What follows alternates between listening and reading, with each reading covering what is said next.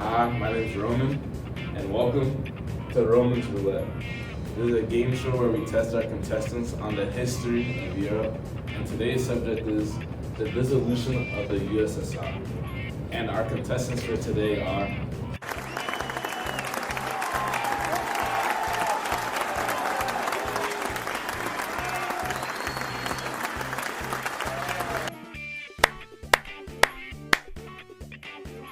first category is economic issues. Number 1, how did the perestroika contribute to the dissolution of the USSR? Quite the perplexing question. I got it, Roman! Pierce.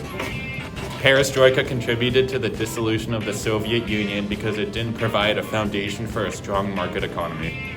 But how? Because although Gorbachev reformed certain aspects of the economy, for example, he changed new freedoms including greater control over production methods, hiring, and sourcing of inputs, he decided to leave in place some aspects, for example, state ownership of the means of production, incentives based on quantitative targets rather than profits, and price controls. The Soviet economy needed full reform, and Gorbachev was unwilling to fulfill the reform that the economy needed. This partially reformed economy was not enough to bring the Soviet economy out of stagnation that was characterized during the Stalin era. The Stalin era consisted of shortages of food, housing, and clothing for many years. This also caused the Soviet economy to become corrupt. Correct. 200 points to Pierce. Number 2, how did nationalism contribute to the downfall of the USSR? This question truly had to be a puzzle. I got it. Yeah, Declan. Nationalism contributed by inspiring revolutions in the Eastern Bloc. But how?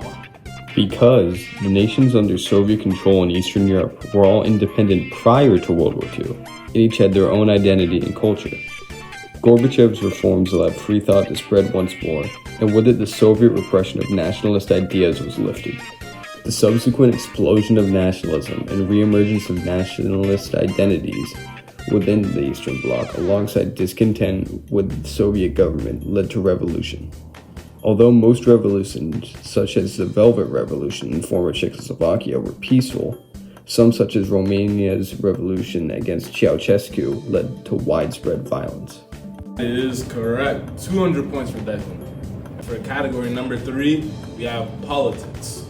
Our third question is, how did politics contribute to the downfall of the Soviet Union? Sir! Michael. My thinking is correct. Gorbachev had certain political reforms, such as glasnost and perestroika, that loosened Soviet control on the Eastern Bloc. Michael, you were close, but that's not enough for the right answer. What are you on for? Perestroika was actually not a political reform, it was actually generally economic. Therefore, Mike was incorrect. Oh, blunder! But how? The main political cause of the fall of the Soviet Union was Gorbachev's enlightened politics and reforms like glasnost that focused on giving his people free speech, press, and will, and promoting open thought. This allowed the people to rupture the power of the Soviet Union from the inside through protests and uproar, whereas on the outside, when Eastern Bloc countries began to abandon communism and the USSR began to lose influence, Gorbachev chose not to interfere, preaching a reform-minded Soviet Union that ultimately loosened its grip, allowing communism to slip out of popularity and giving more freedom to protesters looking to bring a downfall to the Soviet Union. That is correct. 300 points for Andre. Category 4 is social factors. The question is, what social factors contributed to the downfall of the Soviet Union? Andre. So Chernobyl was a social factor that led to the downfall of the Soviet Union because the government tried to lie about the events going on and the people lost trust. But how? The reactor meltdown at Chernobyl was the icing on the cake when it came to the downfall of the Soviet Union. Occurring in 1986, the USSR was already struggling with economic stagnation and the early reforms by Mikhail Gorbachev. The people were losing faith in the communist government, and Chernobyl accelerated it when the government attempted to cover it up. The disaster was not acknowledged until 2 days after, but even then the Soviet government severely downplayed its effects. Once the scale of the incident was too much to cover up for any longer, the Soviet citizens were informed over 3 weeks later. The people of the Soviet Union lost any trust they had left in the Soviet government, shifting popular opinion against that of the government. This led to the downfall of the Soviet Union and how the people lost trust in the government following the Chernobyl reactor meltdown, encouraging separatist movements against the government in Moscow. Since you were half correct, we'll give you 100 points.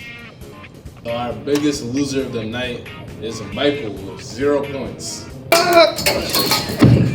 And it seems we have a two-way tie for second place between Pierce and Declan. We both got 200 points. And our winner, with the prize of a brand new vacuum, the Dyson 200, is Andre. The most significant causes of the dissolution of the Soviet Union during the late 1980s and early 1990s were politically, through corruption and policies that loosened Soviet control, economically, through weak planned economies, and socially, through the rise of nationalism and the outcome of Chernobyl. The spread of free thought in the Eastern Bloc also led to revolutions.